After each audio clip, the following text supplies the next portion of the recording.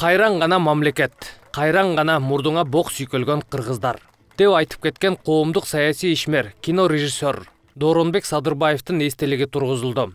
Көзү өткөнүнө 15 жыл өткөндөн кийин эми гана бул улуу инсанга айкел тургузулуп отурат. Дооронбек Садырбаевдин эстелигинин ачылыш аземине анын жакындары, санаалаштары, жогорку кеңештин депутаттары катышты. Доке көч баштаса көсөмүлө, сөз баштаса чечениле. Кандай гана жетишпейт бүгүнкү күндө. Кайсы тармакта болбосун. Жай адам дүйнөдөн өтсө, анын кайгысы бир үйдүн ичиндедир. Докедей адамдар өтсө, анын арманы бүтүндөй атпай журт аралап жүрөр экен. Мына бүгүн кайсы тармакты албаңыздар. Адабиятты алыңыздар, кинону алыңыздар, саясатты алыңыздар, бардык жагында доке жетишпей турат. Мен ушу Дооронбектин иниси болуп калганыма өлө сыймыктанам. Каерге барбайын таанышат. Биз атабыз 44 жашында өтүп кетип, Дооронбек акам 12 жашында жетим калган экен, мен 8 айлык колдо калган бала экенмин. Менин бир арманым ушу атабыз ушу 6 баланын чоңоюп, кадыр баркка ээ болуп, мына эжем да депутат болду. Ел ичинде атамдын атын булгабай алып жүргөнүбүздү көрбөй калды. Арманым ошол. Атсаңар мени атып алгылачы, жамансыңар. Ал эми Дооронбек Садырбаевдин арманы эл үчүн күйүп бышып атсаң, эл кайдыгер деп кейигени бар. Ичи өрттөнүп баратып, анан бул сөздөрдү айтса керек кайран киши. Кайран гана мамлекет, кайран гана мурдуңа бок сүйкөлгөн кыргыздар дагы тарткылыгың алды экен. Белиңди бекем байлап туруп чыдагын. Өзүңдүн зөөкүр уулдарыңа, өзүңдүн зөөкүр кыздарыңа. Бул сөздөрдү 15-17 жыл башта айткан элем. Бирок анын айтып деп кеткендери актуалдуулугун алигиче жогото элек. Бечара кыргыздар, аман эле болгулачы. Жаны чыдабай кеткенде айткан сөзү бүгүнкү күнгө да алып келет. Ал эмне дейт? Ошол эл жер деп чырылдап аткан болсок дейт, элге журтка баары бир болуп калган окшойт дейт. Акемдин сөзүн сүйлөп эле дейт, айылда айыл өкмөттөн коркуп эле жатып калды дейт. Ошондо бир кыйкырган ачуу кыйкырыгы бар. Элим деп кан жүткүргөн балдарыңа кашайгыр качан арка бел болосун деп элге ушундай болуп кайрылган. Эми бүгүн кыргызда өзү негизи баатырды көз өткөндөн кийин айтат, себеп коркунучу жок. Докемдин ушул сөзү бүгүнкү күнгө дагы абдан актуалдуу, абдан керектүү. Бүгүн деле ошол кашайган көпчүлүк арка бел болоорунда күмөнүм бар. Бул бир жагы. Экинчи жагы кайран элим дейт. Мындай зөөкүр балдарың менен кыздарың бар экен, көрөр шоруң да калды экен, белиңди бекем буу деп кетээрде ошол трибунадан айтып кеткен ошол сөздөрдү. Мына бүгүнкү күнгө келип атпайбы? Ошондуктан Докенин жасаган иштери, айткан сөздөрү алдыда көп айтылат. Эми мындан кийин айтылат. Жана Чыңгыз Төрөкулович дагы экөө дээрлик 1 жыл кетти.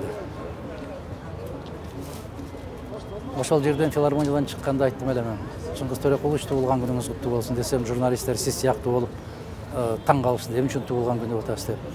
Себеп Кыргызда эми түбөлүктүүлүккө кетти. Эми коркпой, чикем мындай эле, чикем андай эле, же Дооронбек Садырбаев андай эле, же мындай эле деп эми айтат мындан кийин.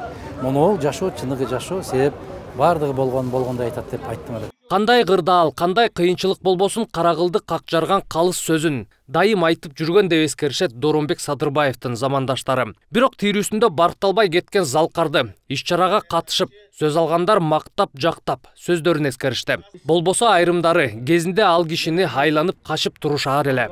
Анткени Дооронбек Садырбаев элдин ырыскысына кол салбагыла деп бийликке катуу сындарды айтып жек көрүндү болгон. Мындан улам көптөр аны менен жакындагысы келчү эмес. Айтылгандардын баарын эгер байкасаңар, сөзү курч. Карагылды какчарган, таамай сүйлөгөн деген сөздөрүн мен айтып атпайбы? Ошол карагылды какчарган, таамай сөзүн сүйлөгөн үчүн ошо Садырбаев болуп калды. Анан үлгү болчу деп атпайбы? Мен ал кишинин үлгү болорунан кийинки жаштардан бир аз чочулайм. Себеп бу кишиден үлгү ала турган болсо, кийинки жаштар көбүрөөк кыйынчылык тартып калат да. Заман ушундай өзгөрүп кетти да. Ал кезде эми 50 жылдығын компартияны қаншалық сындап, қаншалық деп келесе дағы 50 жылдығын компартия жақшынақай қылып мындай бір чоң сарайларды өткөрүп берди. 60 жылдығын шайданда өткөргөнбүз. Мына азыркы сүйлөгөндөрдүн баары качып жүрүп, жакындагандан жолой албай жүргөн мезгилдер болгон. Андан кийин 2005-тен кийин заман башкача болуп, мындай бир өзгөрүүлөр болуп, ушундай бир сезимдер менен болду. Мен Доромбек Садырбаев менен 91-жылы таанышкам. Мен телевидениеде иштейт элем, бул киши дасыккан режиссер болуп, андан кийин 95-жылы экөөбүз бирдей депутат болуп калдык, биринчи чакырылышта. Андан кийин экинчи чакырылышта дээрлик ал киши менин үйүмдө түнөп, мен ал кишинин үйүндө түнөп, шайлоочуларыбыз да бирдеме болсо, Адахан тез келип калбасаң болбойт, эл сени суранып атат, эл сени менен жолугушуу келип атат, мени менен жолукпайбыз деп атат дегендей кылып каткырып күлүп тамашалап, ушундай болуп, үнүбүз да, күнүбүз да, ырыбыз да, чырыбыз да, сырыбыз да баары жуурулушуп бир болуп жүргөн кишилер. Азыр эми айтып атпайсыңарбы, эмне үчүн сүйлөгөн жоксуз деп. Азыр сүйлөй турган кишилер көп. Сүйлөп, ал кишини тереңинен билип, аябай чоң сый урматта болуп жүргөндөрү көп. Бирок кезинде тилекке каршы Докемди керек болсо сүйлөгөн сөздөрүнү КТРга жолотпой, өчүрүп, отурган жерлерин да көрсөтпөй, жыйындарга барган жерлеринен не деген бир жаман сөздөрдү айттырышып, даярданышып жүргөн азаматтар бүгүн мен карап олтурдум, тан бердим, кыргыз качанга чейин ушундай болор экенбиз деп. Ошондуктан Докем сыяктуу жигиттер чыга берсин. Аллах билип билбей жасаган күнөөлөрүн кечирип, акыретин абат кылсын. Артында калгандарга Аллах Таала сабыр кылсын.